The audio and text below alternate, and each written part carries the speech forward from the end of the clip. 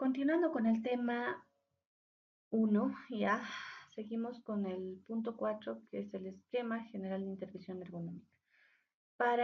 Se puede plantear un esquema de actuación basado en 4 etapas. ¿Eso qué quiere decir? Que para intervenir ergonómicamente un puesto de trabajo, vamos a regirnos en 4 etapas, ya que son también muy similares en lo que usamos si hablamos de seguridad e higiene laboral, ¿ya? Estas 4 etapas son base para cualquier intervención en el área de prevención de riesgos laborales. Bueno, empezamos con la primera etapa, que es la identificación de riesgos. Esta etapa básicamente está destinada a identificar los riesgos ergonómicos asociados a una determinada tarea. El resultado de este análisis debe ser el tener identificados claramente los riesgos más relevante y clasificarlos. Para esta etapa nos vamos a ayudar de listas, que pueden ser checklists, cuestionarios, que pueden ayudarnos a identificar los riesgos en un determinado puesto de trabajo. Pero, ojo, no hablamos de puesto de trabajo, sino de tareas. Entonces, asumimos que un puesto de trabajo puede conllevar diferentes tareas, lo que a su vez nos va a ayudar a asumir que los riesgos van a ser determinados por tarea, ¿no? Esa sería, digamos, esa sería una connotación que yo indicaría en esta parte de identificación de riesgos. Punto 2, evaluar riesgos. Una vez identificados los puestos o tareas en los que se ha identificado algún peligro ergonómico, ¿no? El siguiente paso va a ser evaluar ese riesgo, ¿no? Y para ello vamos a usar alguna técnica, herramienta ergonómica que nos va a ayudar a esta evaluación de riesgo y nos va a indicar claramente si este es un riesgo alto, medio, bajo, que puede ser tolerable, intolerable, importante, trivial, ¿no? En ocasiones las medidas correctoras pueden ser muy costosas y difíciles de implementar, por lo que conlleva hacer la evaluación. ¿Qué tal si la medida es muy costosa y el riesgo es bajo? Entonces hay que hacer un balance, ¿no? Y ver qué tenemos que priorizar cuando estamos actuando en una intervención ergonómica, ¿no? El resultado de esta etapa debe consistir en un informe detallado en el que se valore el riesgo y se relacione con aspectos concretos de la tarea o del puesto de trabajo, especificando la influencia de cada uno sobre el riesgo. Solo así se podrán tomar medidas correctoras eficaces. El informe debe ser detallado, la técnica, herramienta que se está aplicando también debe ser desglosada y justificando a su vez ese resultado propiamente cuando se ha evaluado el riesgo. El paso 3 implica ya eh, asumir la medida correctora, ¿no? Adoptar la medida correctora. Una vez evaluados los riesgos en los términos anteriores, es posible establecer qué medidas concretas pueden ser controladas. Entonces ya asumimos una medida correctora como tal. Dada la variedad de tareas y actividades laborales en las que aparecen riesgos de tipo ergonómico, es imposible dar una lista completa de posibles soluciones para problemas que pueden ser muy diferentes, ¿no? Entonces, las medidas correctoras son un paso muy importante, dado que primero identificamos el riesgo, luego lo evaluamos y en función a esa evaluación aplicamos la medida correctora y en muchos casos va a ser preventiva, porque si hablamos de un sistema integrado, por ejemplo, entonces esta medida ya tendría que conllevar a que no ocurra más esa situación de riesgo, ¿no? Entonces, por eso nos indican acá, es imposible dar una lista completa de posibles soluciones, ¿no? Tenemos que adoptar la medida que se apropie básicamente a nuestra evaluación de riesgo. Bueno, aquí tenemos un resumen de lo que se está explicando en cuanto a las etapas, ya basado en los objetivos y también las herramientas que podemos usarse en cada una de estas etapas. Si podemos mencionar acá, primero estamos hablando de identificar los riesgos, repito, ¿no? Los objetivos, identificar situaciones de riesgos, clasificarlas, asociar el método de evaluación adecuado y bueno, nos ayudaríamos de listas de comprobación, ¿no? Acá también está indicando ello.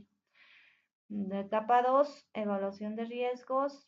como objetivo vamos a cuantificar niveles de riesgo, relacionarlos con características de tarea o puesto y como herramientas métodos específicos de evaluación. De etapa 3, medidas correctoras, definir medidas concretas, evaluar la mejora, ordenar las prioridades. Y como herramientas, la base de datos de soluciones, guías de buenas prácticas, estudios sectoriales, ¿no? Que van a implicar obviamente según lo que se haya hecho en la evaluación de riesgos o el método específico de evaluación que se haya aplicado. Y finalmente tenemos la integración de la ergonomía en la gestión. El objetivo como tal en esta etapa va a ser evitar que se vuelvan a producir situaciones de riesgo, que sería lo propio, ¿no? No hablar de medida correctora, sino de medida preventiva, pero seremos realistas, eso no pasa.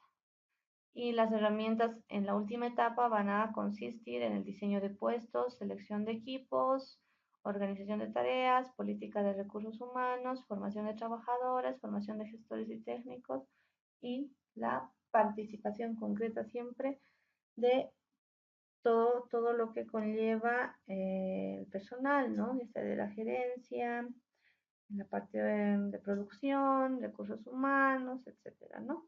Dentro de una empresa. Entonces, este esquema como tal, aquí se resumen las 4 etapas, ¿no? Y lo ideal sería siempre cumplirlas, ¿no? Desde ya, si hablamos de ergonomía, estamos hablando que vamos a hacer una intervención ergonómica. Identificamos riesgos ergonómicos, evaluamos los riesgos ergonómicos, tomamos medidas correctoras y a su vez estamos integrando la ergonomía en la gestión, ¿no? Entonces, ya pasando un poco al punto 4, podemos indicar que los aspectos críticos, ¿no? En una empresa o en una, o en una institución, como se lo quiera ver, desde un punto de vista de la aparición de problemas ergonómicos, van a ser los siguientes. Ocurre un mal diseño de puesto de trabajo desde un punto de vista ergonómico, mal diseño de herramientas, la maquinaria, organización de tareas inadecuada, falta de rotación, ritmo de trabajo excesivo, falta de formación de los trabajadores sobre problemas ergonómicos, ¿no? Poca participación de los trabajadores, falta de cauces para plantear mejoras, ¿no? Ahora yo les planteo, ¿no? ¿Qué ejemplo me pueden dar sobre estas 4 etapas? Si yo estoy hablando de identificar riesgos. Si tenemos una identificación de riesgo, podríamos identificar tarea repetitiva, ¿no? La evaluación de riesgos va a ser un método, quizás un método como es el OCRA, ¿no? O el JCI. Y la medida correctora nos dirá, ¿no? Si está o no expuesto, ¿no? A un riesgo alto, ¿no? O va a hacer una valoración.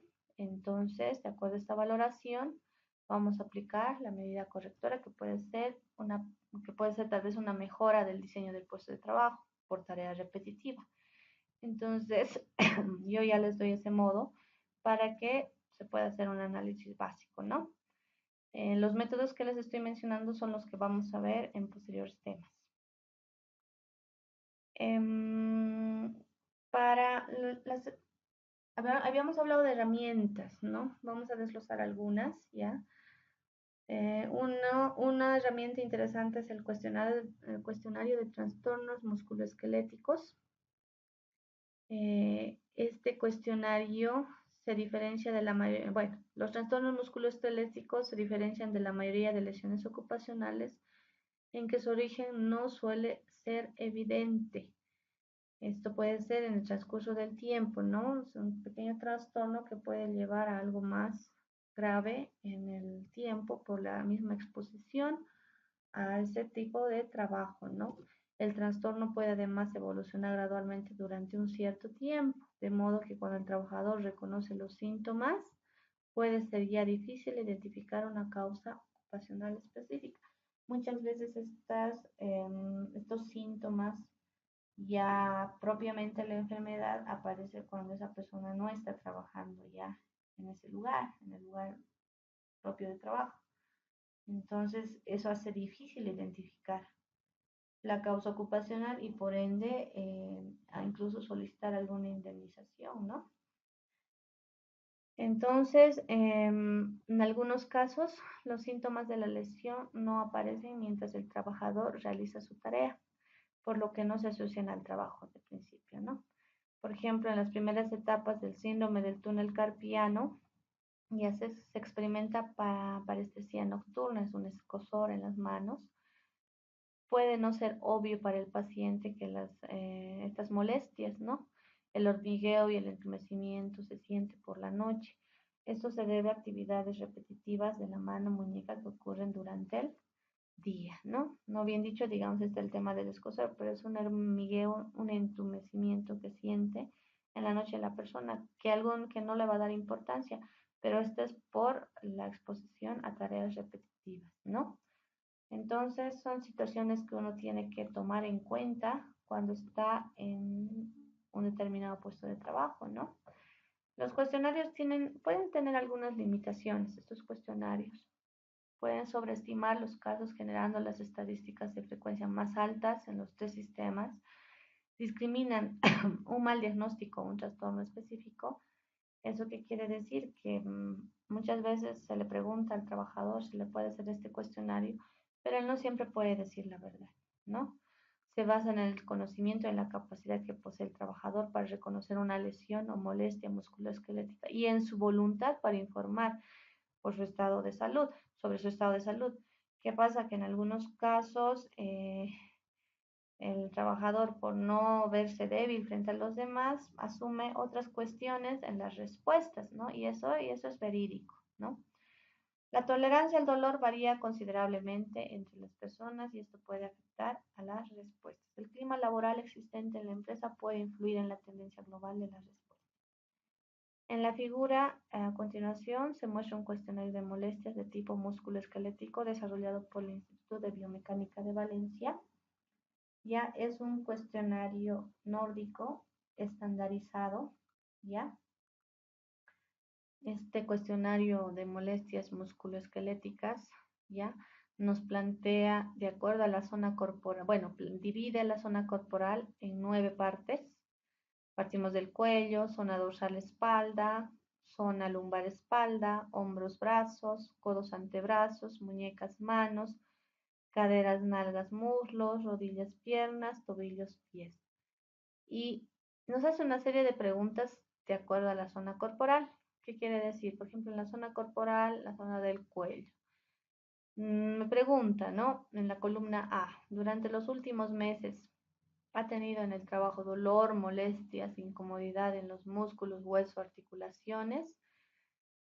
Entre paréntesis, no considerar molestias debidas a accidentes producidos fuera del trabajo. Entonces, todo se considera dentro del trabajo. Si la persona dice no, automáticamente pasamos a la columna B, donde nos pregunta, ¿persisten estas molestias fuera del trabajo? Si la persona dice no, nos pasamos a la última columna. Estas molestias le han impedido realizar normalmente la actividad, ¿no? La actividad laboral. Si dice no, entonces pasa a la columna D. ¿Ha ocurrido algún fisioterapeuta o médico, ha acudido a algún fisioterapeuta o médico a causa de estas molestias? Y bueno, si es no, nuevamente pasamos a la última columna que es la E, donde también me pregunta, ¿ha perdido días de trabajo a causa de estas molestias? Si sugiere que no, entonces no tenemos ningún puntaje. Si sugiere que sí, conforme vayamos respondiendo, se van a acumular acá más puntos. Entonces, los puntos totales que vamos a calificar son 5 en total. De acuerdo a esos puntos, vamos a indicar la gravedad o no de esa molestia musculoesquelética de acuerdo a la zona corporal que está dividida acá en 9 partes, ¿no? Entonces, conforme así ustedes pueden revisar este cuestionario y también asumirlo, digamos, en una situación laboral, porque esto nos ayuda también a identificar riesgos ergonómicos. Muy bien.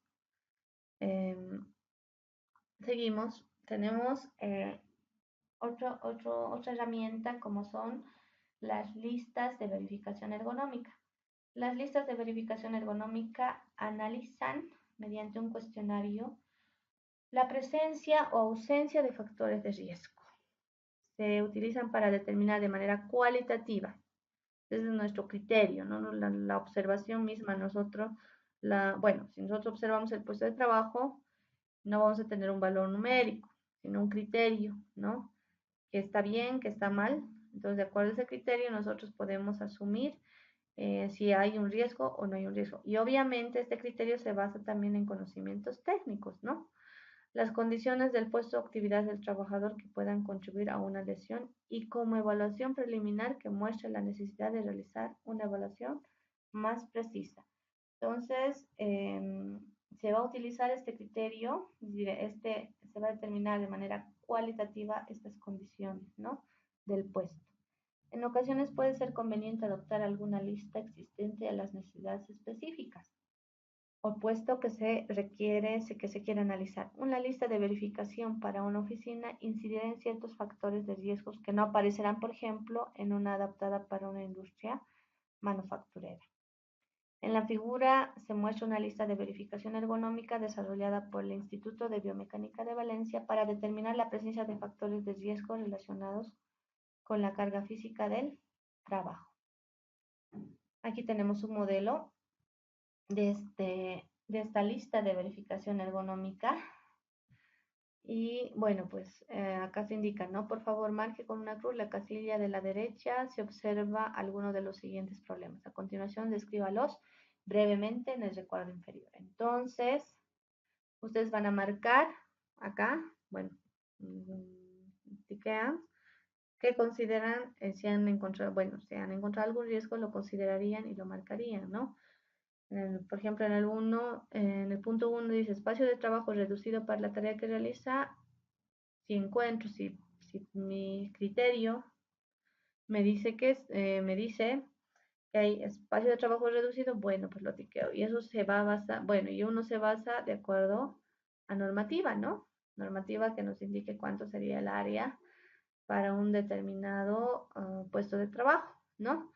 Entonces tendríamos que asumirlo, digamos, en un área de 3x3, ¿no? 2x2, pero ya vayamos a ver qué norma estamos aplicando. Espacio de trabajo mal distribuido. Entonces, hay desorden, podemos asumir que hay un espacio de trabajo mal distribuido, ¿no? Diseño inadecuado de equipos y herramientas, lo mismo. Altura de la superficie de trabajo inadecuada, lo mismo. Profundidad de trabajo excesiva, bueno, y así, ¿no? Podemos ir desglosando estos 26 puntos que nos plantea esta lista, ¿no? De verificación ergonómica, ¿no? Y bueno, si digamos tenemos alguna observación, qué sé yo, esta persona tiene una postura de pie prolongada, porque su trabajo implica mucho esfuerzo, digamos, ¿no? O sea, es un trabajo delicado, entonces por tal tiene que hacer una postura de pie prolongada. Entonces tengo que asumir que tengo que describir ese problema indicado, ¿no? Que ese esfuerzo es necesario para el producto que vaya a realizar este señor, ¿no? O el trabajo que vaya a realizar, ¿no? Bueno, otra herramienta interesante es la lista de identificación inicial del Manual para la Evaluación y Prevención de Riesgos Ergonómicos y Psicosociales en Microempresas. El Manual para la Evaluación y Prevención de Riesgos Ergonómicos y Psicosociales es del Instituto Nacional de Seguridad y Higiene en el Trabajo, IBB, esto sale en 2003, que tiene por objetivo proporcionar a las personas designadas para las actividades preventivas de la empresa unos procedimientos sencillos para la identificación y evaluación de riesgos ergonómicos. Esta lista de identificación inicial ya tiene tres partes, ¿no? La primera la conforma una lista de identificación inicial de riesgos destinada a la identificación de riesgos ergonómicos o psicosociales. Y les voy a pasar el link, ¿no? Para que puedan bajar esta lista de identificación inicial y manual. O como tal, ponen este párrafo entero, ¿ya? Y en buscador pueden encontrar directamente el manual, que es libre, es gratuito, lo pueden descargar. La segunda parte del manual recopila una serie de instrumentos o métodos de evaluación sencillos para la evaluación de estos riesgos. Y la tercera, la última parte, está formada por una serie de ejemplos que pretenden ilustrar el procedimiento a seguir para la identificación y evaluación de riesgos. En este manual se ha tratado de recoger todos aquellos factores objeto de una evaluación ergonómica, como son, y lo divide en apartados, ¿ya? Como son condiciones térmicas, manipulación manual de cargas, ruido, posturas, repetitividad, iluminación, fuerzas, calidad de ambiente interior, carga mental, diseño del puesto de trabajo, factores psicosociales, pantallas de visualización, ¿no? Cada uno de estos engloba eh, qué factores son los factores qué factores de riesgo ergonómico estarían presentes en un puesto de trabajo, ¿no? Y ya tenemos una idea base con esta lista. Aquí tenemos la lista de identificación inicial de riesgos, el modelo que se toma según este manual, ya, y me dice, ¿no? Acá previamente, antes de hacer un desglose de la lista de identificación de riesgos. Ningún ítem marcado va a ser considerado por cada factor situación aceptable. Algún ítem marcado en un apartado por cada factor implica que hay que evaluar con el método correspondiente, ¿no? Por ejemplo, ruido, ¿qué método conocemos? Ustedes ya saben, quizás, entonces vamos a aplicar, según tablas, cuál sería el nivel de ruido permisible y obviamente haremos el cálculo, ¿no? Que nos exige. Algún ítem marcado por el apartado con asterisco, eso significa que se tiene que consultar a un técnico especialista de un servicio, bueno, de un área de prevención que pueda hacer la valoración de este riesgo, en este factor, ¿no? Entonces tenemos acá por grupos, condiciones térmicas, tenemos acá, por ejemplo, dice, ¿no? Temperatura inadecuada debido a que hay fuentes de mucho calor o frío, o porque no hay un sistema de calefacción, refrigeración apropiado, invierno, verano, primavera, otoño. Humedad ambiental inadecuada, el ambiente está seco o demasiado húmedo, igual en qué estación del año. Corriente de aire que produce molestias por frío, en qué estación del año. Si surge, pues bueno, pues hay que hacer la evaluación correspondiente, ¿no? Lo mismo en ruido, lo mismo tenemos en iluminación, lo mismo en calidad de ambiente interior, lo mismo en diseño de puesto de trabajo, trabajos con pantalla de visualización, manipulación de cargas, posturas, repetitividad, ¿no? Fuerzas, carga mental y factores psicosociales, ¿no? Por último, para terminar este tema, tenemos en esta tabla algunos aspectos ergonómicos que se va a considerar para una intervención, ya, como son el trabajo de oficina, ¿no? Y nos dan métodos de evaluación propuestos. Bueno, esta abreviación IBB es el Instituto de Biomecánica de Valencia. Es un instituto situado en Valencia que se dedica a investigar la biomecánica y la ergonomía, ¿no? Entonces, me baso bastante en información, digamos, de este instituto para presentarla a ustedes, ¿no? Tenemos otro, manipulación manual de carga. Aquí tenemos como método de evaluación propuesto una guía del INSHTE. Esta es una guía interesante que nos plantea el Instituto Nacional de Seguridad y Higiene en el Trabajo. Es gratuita, ¿no? Para hacer una evaluación de manipulación de carga. El ERU-IBB es un software que nos presenta también el Instituto de Biomecánica de Valencia, que desglosa cada método para hacer una evaluación de carga física. En este caso puede ser por manipulación manual de cargas, ¿no? Desglosa esto por módulos. Y bueno, pues lo único que hay que hacer es introducir los datos necesarios para aplicar cada módulo y el software ejecuta el programa y mediante el cual directamente tenemos los resultados. Este módulo, por ejemplo, de manipulación de cargas que presenta el ERU-IBB se basa en la norma UNE en 1005-2. Otro aspecto ergonómico tenemos la postura repetitividad, ¿no? El método de evaluación propuesto, bueno, el ERU-IBB nos plantea su método para módulos de tareas repetitivas, para módulos de tareas forzadas, módulo de posturas, módulo OCRA, ¿no? El método RULA, el método STRANG, que ya bueno, que también asume el RVB, pero también son métodos que nosotros podemos aplicarlos mediante tablas, ¿no? Entonces es una forma también de hacer la evaluación, ¿no? Si no disponemos del software, también hacemos el uso de tablas. Y fuerzas, ¿no? Como aspecto ergonómico, un método de evaluación propuesto es la Guía Técnica Fuerzas de Empuje y Arrastre, que también nos plantea el Instituto Nacional de Seguridad y Higiene en el Trabajo. El método Lergo y Bebé también nos plantea el Instituto de Biomecánica de Valencia, según la normativa UNEM 1005-3. Generalmente ya sea que usamos tablas o nos ayudamos de algún software, todas tienen que estar trabajadas en base a la normativa indicada del lugar, ¿no? En nuestro caso, yo me baso bastante en la normativa europea, es más que todo, con más profundidad en la normativa española. De este modo, entonces, podemos ver, haciendo un repaso, ¿no? Este esquema de intervención, ¿no? Que parte siempre, ¿no? De identificar los riesgos, evaluar el riesgo, tomar la medida correctora o preventiva y la gestión, la gestión en la empresa. La gestión, ¿no? Esa parte es muy importante. Entonces, de este modo terminaríamos este tema, ¿ya? Y vamos a desglosar en lo posterior el tema 2.